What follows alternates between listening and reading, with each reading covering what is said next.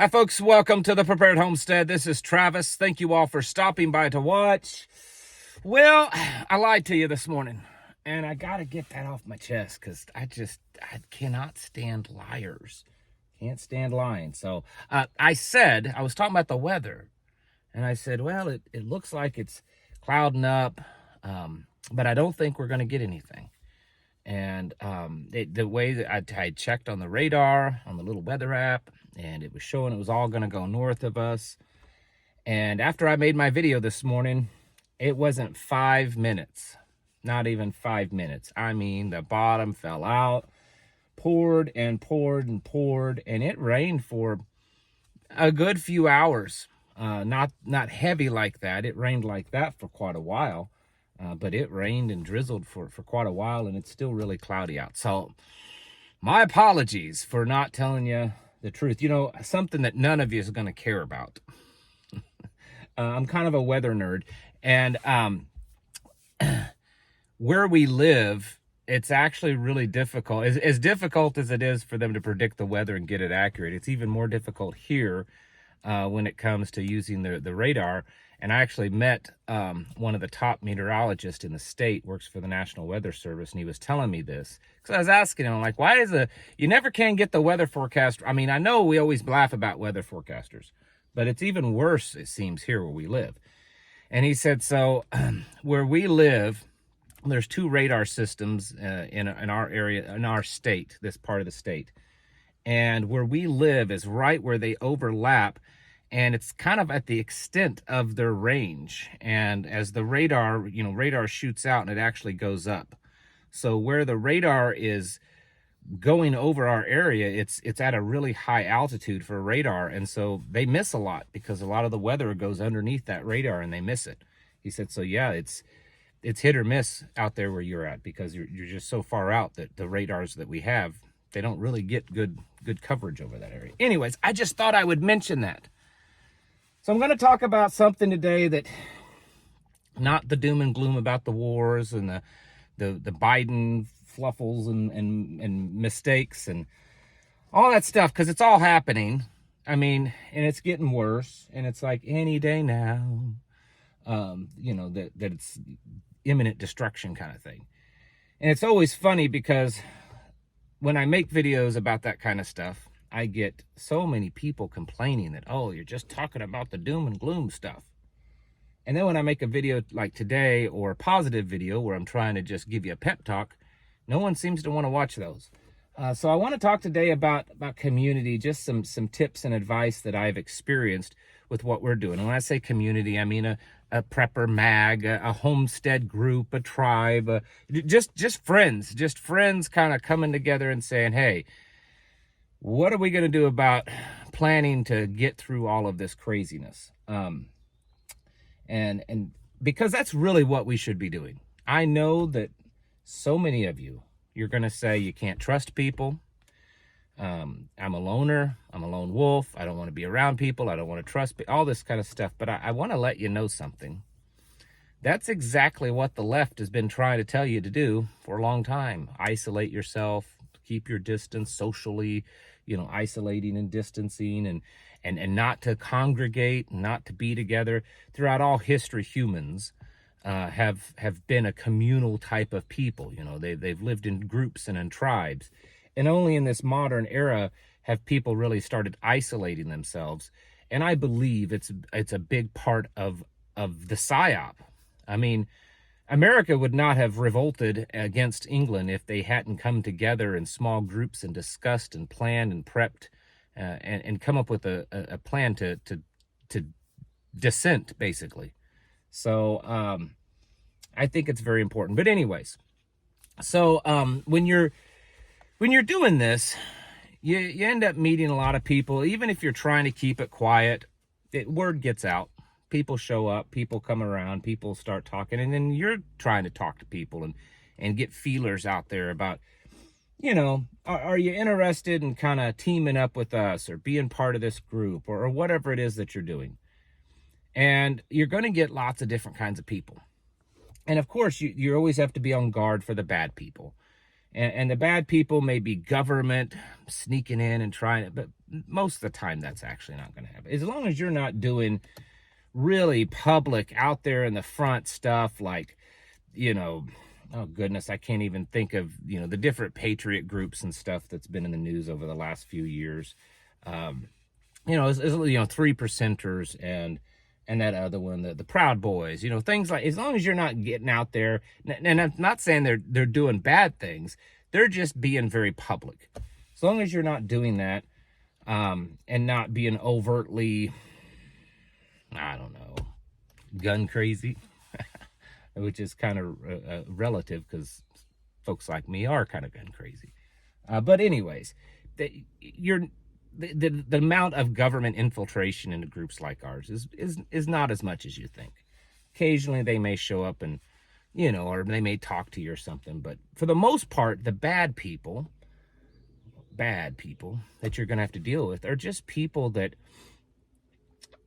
they either have the intent to come in and to disrupt your group, or they want to be part of a group, but their intentions are really kind of off. They want to be the boss. Maybe they just have poor moral character. They're untrustworthy, things like that.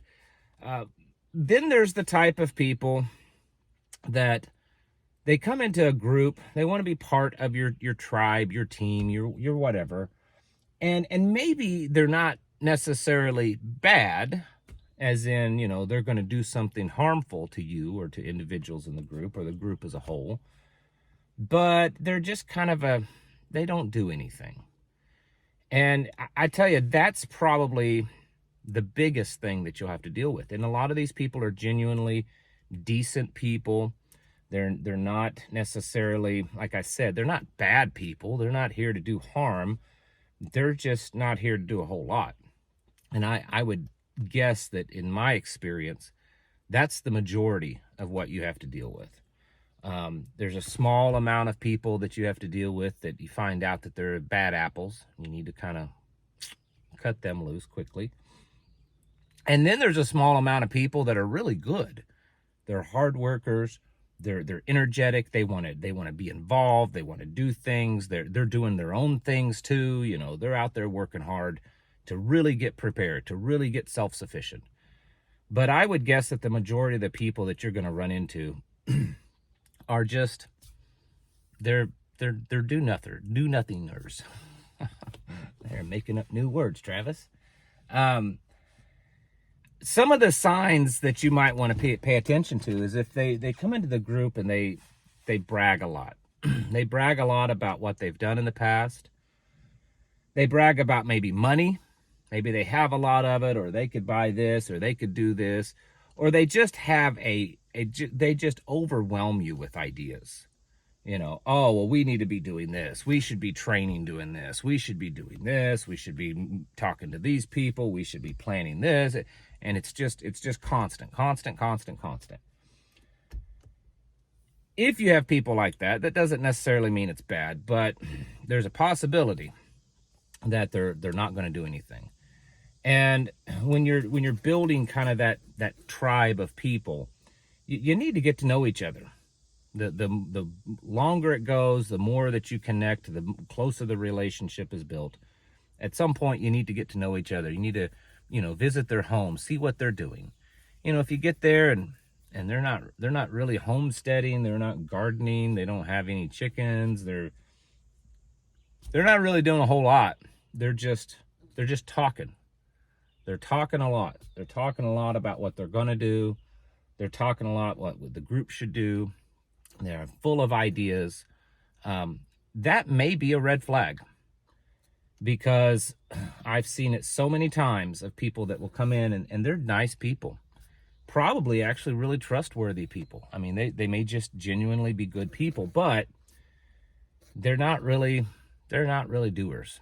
They talk a lot. They share a lot of ideas. They talk about all the stuff that they've done in the past. They want to brag to you about how much of an expert they are, what kind of experience that they've gotten. Maybe it's military, or maybe it's, construction, or, they've lived in this state or this country, and they've done this, and they've owned this business, and they know how to do all these things.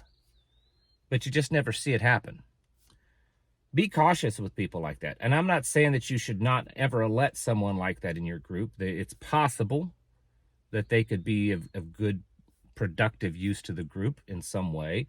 But be cautious of people that come in and it can especially if you're new. If your group is new and you're trying to get things going and this person comes into the group and they're just telling you all this kind of stuff. You know, they can do this, they can finance this, they've to have this experience. It's very easy for a prepper group to kind of like, wow, you know, we got a gold mine here. This guy he's going to teach us how to be an Army Ranger. He's going to teach us how to live off grid. He's going to teach us how to do medical stuff. He's going to teach us everything. And he's got it all. And then you find out he doesn't. And maybe he's lying, or maybe he's actually done some of these things. It's some of the times that's not a lie. They've done this stuff, and they know this stuff. They just don't do it. They just don't do it. They don't put that knowledge to use. And I have done this long enough now, and we're organized enough, and we're advanced enough as a little community that I'll be honest with you. I don't have a lot of use for people like that. I'm not saying that we're not going to associate with you.